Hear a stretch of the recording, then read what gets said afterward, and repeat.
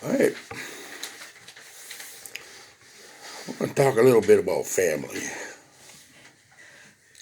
An author by the name of Zig Ziglar loved golf and once took his son with him out to the golf course.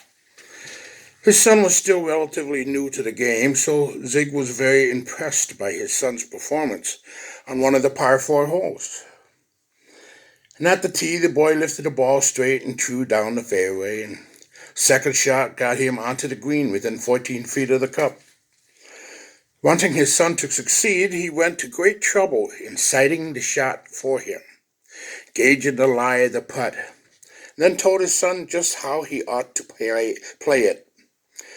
His son stepped up to the ball and putted the ball in perfectly into the cup, just as his father had taught him, his first birdie. Then it was Zig's turn. He also had made the green in 2 shots, but his putt was far easier. For a moment he considered flubbing the shot so that he would not overshadow his son's achievement. But then he decided against it because it would go against everything he had taught his son about doing his best. He sank the putt easily and also birdied the hole. And as they were walking away to the next tee, Zig casually asked his son, "Well, son, were you rooting for me on that last shot?" "Dad," the boy replied, "I always root for you. I always root for you." That is the kind of commitment you will find in the best families. It's a commitment that always seeks for the best for our spouses, our children, and parents. It is always seeking a way that we can succeed, always wanting them to get ahead and win at life. And that's the kind of commitment Yahweh wants his people to have for each other.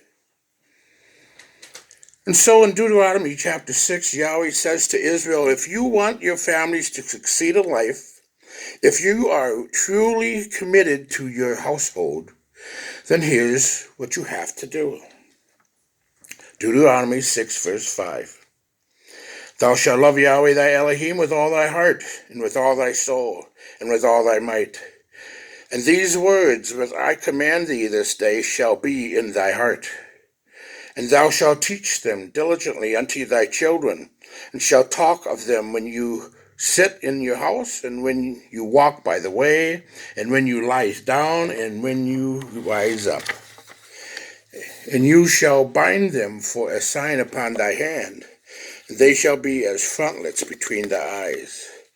And you shall write them upon the posts of thy house, and on thy gates. And it shall be, when Yahweh thy Elohim shall have brought you into the land which he swore unto thy fathers, to Abraham, to Isaac, and to Jacob, to give thee great and goodly cities which you didn't build, and houses full of good things which you didn't fill, no wells digged which you didn't dig, or vineyards and olive trees which you didn't plant. When you shall have eaten and be full, then beware, lest you forget Yahweh, which brought you out of the land of Egypt from the house of bondage.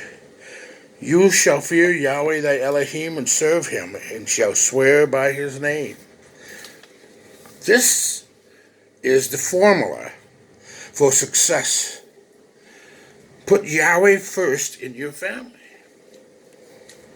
Put Yahweh first in what you teach your children. Put Yahweh first in how you live your life. If you looked up every reference you could find that used the words commit, or committed, or commitment, you would be surprised at what you would not find. You will never find the Bible teaching that we should put our family first. In fact, Yeshua himself taught us that we dare not do that. In Matthew 10, verse 37, he that loves father or mother more than me is not worthy of me, and he that loves son or daughter more than me is not worthy of me. But you say to yourself, well, now wait a minute. I thought the church would be a great place to raise my children. I thought it would be a great place to strengthen my family. I thought it would be, if I went to church, I'd have a stronger marriage. Well, yes, you will, but not if your commitment first is to your family. You will have the kind of family you want only if your commitment goes to Yahweh first. In fact, you have a promise to that effect in Proverbs 16, verse 3. Commit thy works unto Yahweh, and thy thoughts shall be established. Now, why would that be? Well, this is how it works. Yahweh knows that who I am committed to will determine who sets the rules. Yahweh knows who we are committed to will set the rules. If I'm committed to my family first, then if they are not happy, then I won't obey Yahweh. Here's an example. A family had a boy that couldn't do anything wrong, and being a precious little boy, he would periodically misbehave at church school. One day when he was corrected for behaving badly in school, the parents didn't talk to the school teacher to find out what had happened, and she had acted properly, by the way. They simply didn't bring him back to church. Why? Because the boy is their priority, not Yahweh. They ended up divorcing themselves from Yahweh because little Johnny wasn't happy. If I'm committed to my family first, then I will do what I, rather than Yahweh, think is right. It is a firm principle of the believer's life. If you and I put our families first, then sooner or later Yahweh will come in second.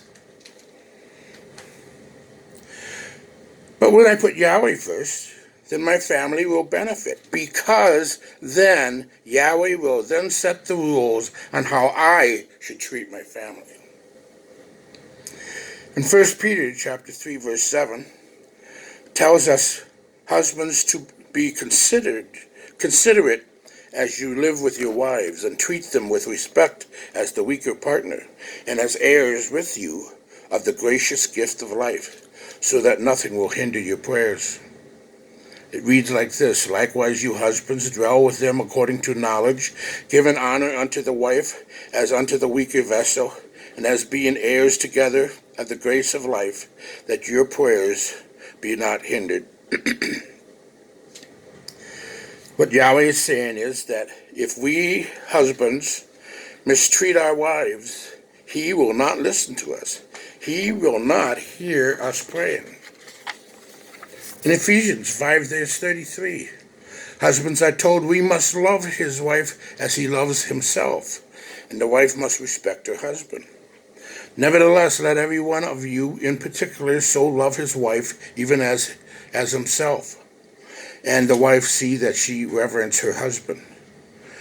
Wives are commanded by Yahweh to respect their husbands, to not put them down or belittle them. In Ephesians chapter 6, children, obey your parents in Yahweh, for this is right. Honor thy father and mother, which is the first commandment with promise, that it may be well with thee, and thou mayest live long on the earth. Now, this isn't the same kind of thinking that Bill Cosby displayed when he threatened his kids, I brought you into this world, I could take you out. This is Yahweh telling our kids that if they want to survive in this world, they need to learn to honor their parents. If they don't, they will suffer and live lives that won't be what they have hoped for. And fathers are told, do not exasperate your children. Instead, bring them up in the training and instruction of Yahweh. Ephesians chapter 6. And you fathers, provoke not your children to wrath, but bring them up in the nurture and admonition of Yahweh.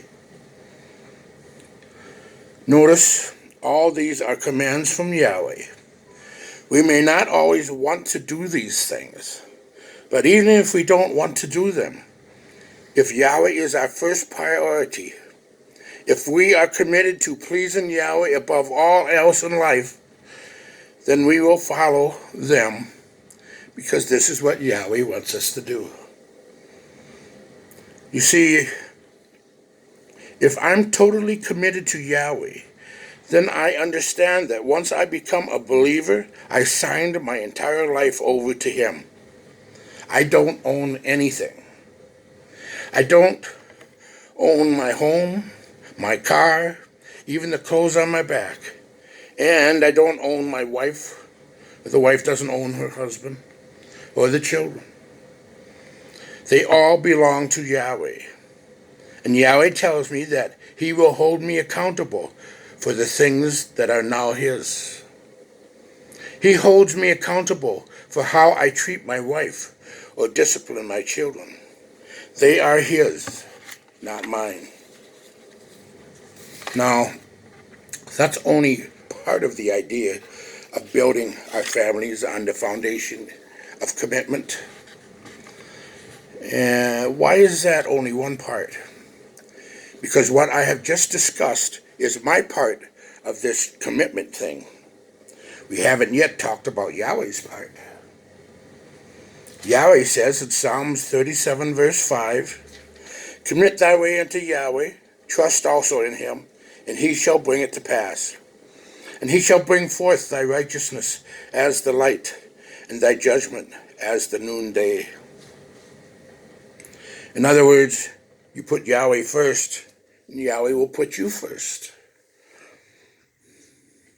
Now, there are people who believe the concept of God helps those who help themselves. This is a false doctrine. It is not biblical. Yahweh has never said that and has never endorsed it. Yahweh does not help those who help themselves. Yahweh helps those who honor Him and put Him first in their life. Did you hear that? Yahweh helps those who honor Him and put Him first in their lives. Now, I don't care if someone is a believer or not. Every parent, every child, every grandparent really wants what's best for their family. Sometimes those who are not believers will do by instinct what Yahweh commands us to do as believers. Perhaps their parents modeled this lifestyle for them. Perhaps they've seen believers who've treated their families biblically and have copied it. Or perhaps they intuitively know that this is the right thing to do. So we all, believers and non-believers alike, try to make sure our families is well provided for. Our children have the best education, the best health care, the best opportunity for a good job when they graduate. We want them to marry well. We want them to raise children and grandchildren that we will be proud of. If it's within our power, we want them to have a financial help that they may need to get ahead, if it's within our power. Many families will do much of what they do within their own power. And by extension, they teach their children to rely upon their own power. One day, a small boy tried to lift a heavy stone, but couldn't budge it. His father is watching him, and finally said, "Are you using all your strength?" "Yes, I am," cried the boy. "No, you're not," cried the father. "You haven't asked me for help." What Yahweh is saying here in Deuteronomy 6 is teach your kids to ask me for help. And you will teach them this by helping them to remember that Yahweh helped you in the past. If you and I make it a constant part of life to remember what Yahweh has done for us in the past, when you have been faced with difficult or obstacles in your life, we will be more inclined to look to Yahweh for help. When we encounter problems a second and third and fourth time, in life. And if that's true in our lives, then our kids will be more inclined to look to Yahweh when life gets difficult for them. This type of mindset should almost be missionary for us. We should be as consumed with this as we are with any other aspect of life we consider vital to the health of our family. For example, kids are still in grade school and they get ready for bed and mom yells up at them, "Don't forget to brush your teeth." Every night she does this. Then in the morning, before the kids leave for school, she'll shout to them, "Did you remember to brush your teeth?" Every morning and every night, mom pursues this with a missionary zeal. Why? Because she wants to make sure that her kids have the same teeth they have now until they die. Likewise, we should deliberately pursue teaching our family about Yahweh's power in our lives. Years ago, in Reader's Digest, one young black woman told of how her dad used to teach God's providence to his kids. She said she remembered this story from her youth. Her dad said, "Seems like some of our neighbors expect to be sharecropping forever. But it doesn't have to be that way, now does it? Look at the boy Joseph there in the Bible." She said that her dad then wove the wondrous story about a young man thrown into a dark, slimy pit. Then he said Joseph didn't stay in that hole. Joseph expected to be a leader, not a forgotten young man at the bottom of a pit. Do you know what happened to him? One day, and then he told of how God worked in Joseph's life to pull him out of that pit and raise him up to be the second most powerful man in Egypt.